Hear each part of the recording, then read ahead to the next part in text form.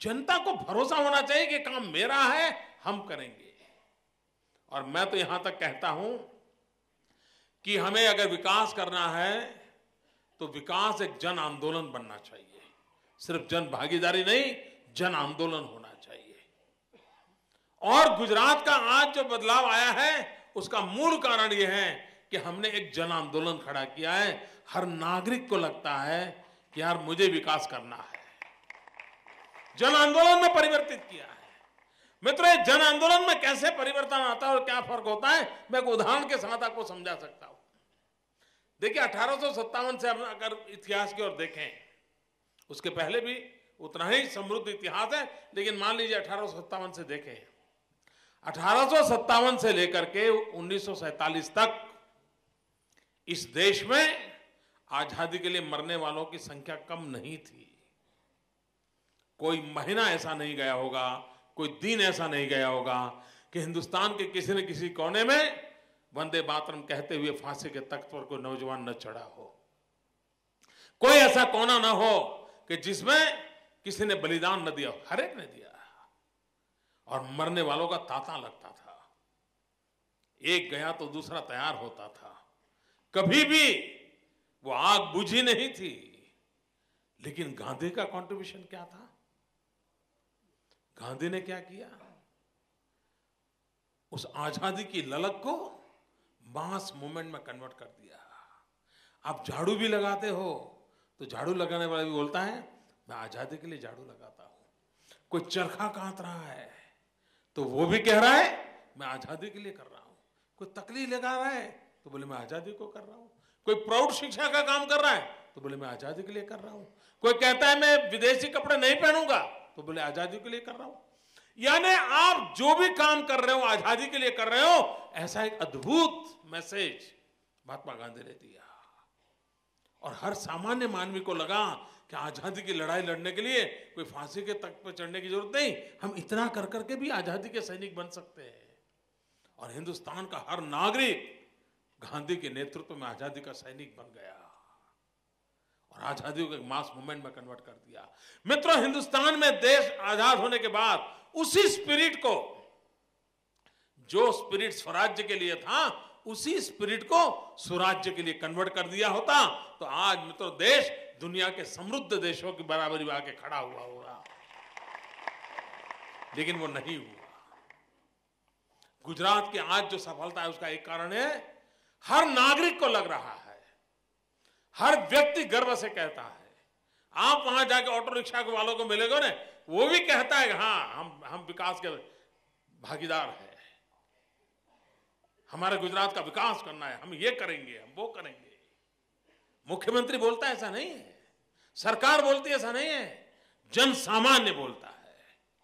और इसलिए विकास को एक जन आंदोलन में परिवर्तित करना चाहिए और सरकार ने डिलीवरी सिस्टम ठीक करना चाहिए। मित्रों, राजीव गांधी ने कहा था कि दिल्ली से 1 रुपया निकलता है तो गांव तक पहुंचते पहुंचते 15 पैसा हो जाता है। उनको घर की सब बात मालूम थी।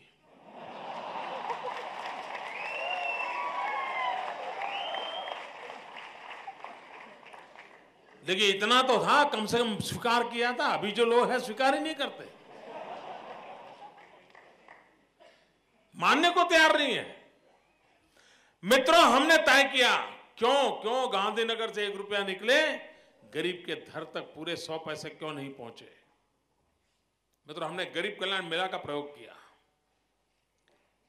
सरकार को ढूंढने के लिए गरीब जाए, वो एप्लीकेशन करें, एक दफ्तर से दूसरे दफ्तर, एक टेबल से दूसरे टेबल घूमता रहे, एक बेचारे का कल में। और तब तक कोई न कोई बिचौलिया पहुंच जाता है, अच्छा आपको विडो का पेंशन चाहिए, मैं करवा दूंगा, इतना लगेगा।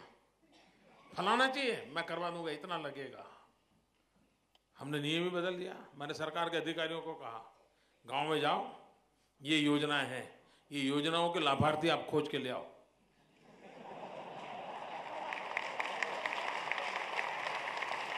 अगर विकलांग के लिए योजना है तो तुम्हारे पास लिस्ट है, विकलांग कितने लोग हैं, तुम कहो भाई ये योजना है, बताओ तुमको मिली है नहीं मिली है, चल आ जाओ ले जाओ। वीडो है, इतनी योजना है, ले जाओ। स्कूल की बालिका है, तुमको साइकिल मिलती है, मिली है नहीं मिली है, ले जाओ। मैंने अफसरों की जिम्मे डाल दिया और गरीब कल्याण मेले लगाए। मित्रों, हजारों की तादाद में गरीब कल्याण मेले लगाए और लोगों को आकर, अभी मार्च में हमारा बजट पारित हुआ ना, मैं जुलाई में बता रहा हूं आपको कि सोशल सेक्टर का ये जो बजट था उसका काम हमने अप्रैल एंड में पूरा कर दिया, पूरा कर दिया।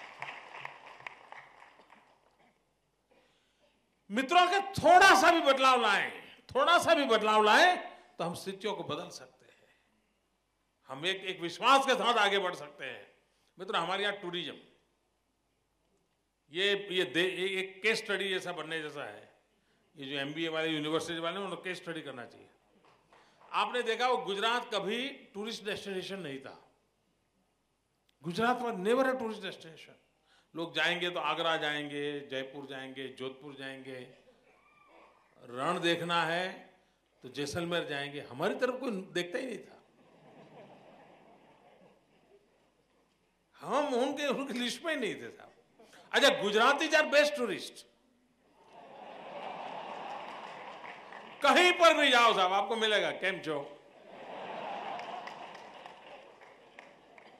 आप हिंदुस्तान के किसी भी कोने में टूरिस्ट प्लेस पर चले जाइए, आप दुनिया के किसी देश में टूरिस्ट प्लेस पर चले जाइए, 3 दिन रहो और कोई गुजराती ना मिला तो दिन नहीं हो सकता था। और 5 स्टार होटल में डिब्बा खोल करके वो थेपला खाएगा। लेकिन Gujarat was never a tourist destination. गिर का लायन था हमारे पास, कोई देखने को फुर्सत नहीं किसी को। सोमनाथ, द्वारिका, कच्छ का रण क्या नहीं था, सब था। हमने एक एग्रेसिव कैंपेन चलाया मित्रों, पिछले 2-3 साल से हम लगे हैं। और आज स्थिति क्या है? हर कोई बोलता है कुछ दिन तो गुजारो गुजरात में, कच्छ नहीं देखा तो कुछ नहीं देखा। क्या स्थिति बदली नहीं? ये आपके सामने है सब, ये सब आपने 2-3 साल में सुना है। मित्रों, हिंदुस्तान का जो टूरिज्म का ग्रोथ है, मेरे यहां उसका टूरिज्म ग्रोथ 40% ज्यादा है, भारत के एवरेज से 40% ज्यादा है। इसका तात्पर्य ये हुआ कि अगर आप गिवन सिचुएशन में भी निर्धारित करते हो कि हमें परिवर्तन लाना है, परिवर्तन लाया जा सकता है। मित्रों, कभी कभी हम लोग सोचते हैं वो पुरानी घिसी-पिटी अपनी व्यवस्थाएं, घिसी-पिटी पद्धतियां। मित्रों, शिक्षा में हमें आमूलचूल परिवर्तन लाना चाहिए, किसी ने तो सोचना चाहिए। मैंने जब गुजरात की जिम्मेवारी ली तब मेरे यहां 11 यूनिवर्सिटी थी, आज 41 यूनिवर्सिटी है। और यूनिवर्सिटीज की भी विशेषताएं हैं। मित्रों, दुनिया में सबसे पहली एक यूनिवर्सिटी हमने बनाई दुनिया में, फॉरेंसिक साइंस यूनिवर्सिटी। दुनिया में कहीं पर भी यूनिवर्सिटी नहीं है, कॉलेजेस में क्लासेस है उसके। और आज दुनिया के इस क्षेत्र के मास्टर माने जैसे इजराइल समेत के देश उसके पार्टनर है। फॉरेंसिक साइंस यूनिवर्सिटी हमारे यहां एक प्रकार से उसने ग्लोबल जगह प्राप्त कर ली है। ये दूर का सोचने से कैसा होता है, इसका उदाहरण है। मित्रों, हिंदुस्तान में सबसे पहले हमने एक ऐसी यूनिवर्सिटी बनाई है जिसमें हम टीचर तैयार कर रहे हैं। हमारे देश में ग्रेजुएट होना, उसके बाद बीएड करना, एमएड करना, फिर टीचर बनना एक परंपरा है। लेकिन हमने नई पद्धति दाखिल की, 12th के बाद ही उसे पता होना चाहिए मुझे टीचर बनना है, उस यूनिवर्सिटी में जाओ। और उसको सिर्फ सब्जेक्ट नहीं, चाइल्ड साइकोलॉजी, कम्युनिकेशन टैक्ट, सारी चीजें सिखाते हैं हम लोग। और बेस्ट टीचर तैयार करने का हम काम कर रहे हैं। फिर तो यहां बैठे हुए किसी भी व्यक्ति को पूछो कि आपके जीवन की एक महत्वपूर्ण इच्छा क्या है, एक, यहां बैठे हुए सब जवाब देंगे कि मेरे बेटे की अच्छी शिक्षा। हर एक की पहली प्रायोरिटी है अपने संतानों की अच्छी शिक्षा। अच्छी शिक्षा अच्छे भवनों के कारण नहीं आती है, कितना बढ़िया बिल्डिंग है उससे नहीं आती है। अच्छी शिक्षा के लिए जरूरत होती है अच्छे टीचर की। और गुजरात इज द फर्स्ट जिसने Indian institute of teachers education IITE teachers तैयार करने की यूनिवर्सिटी तैयार की है। और मित्रों, हिंदुस्तान दुनिया का सबसे नौजवान देश है। 65% पॉपुलेशन हमारी 35 से नीचे है। मित्रों, हम लोगों ने सपना देखना चाहिए। ये हम कॉटन एक्सपोर्ट करते हैं, डायमंड एक्सपोर्ट करते हैं, सॉल्ट एक्सपोर्ट करते हैं, सीमेंट एक्सपोर्ट करते हैं, वो करें, लेकिन सपना होना चाहिए हम दुनिया में टीचर एक्सपोर्ट करेंगे।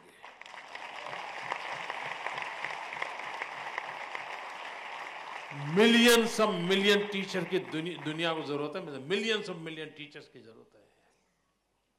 और मित्रों, एक टीचर वहां जाता है तो क्या होता है, किसी देश में जब टीचर जाता है ना, वो अपने साथ अपनी संस्कृति लेकर के जाता है। पीढ़ियां की पीढ़ियां साहब बदली जा सकती है।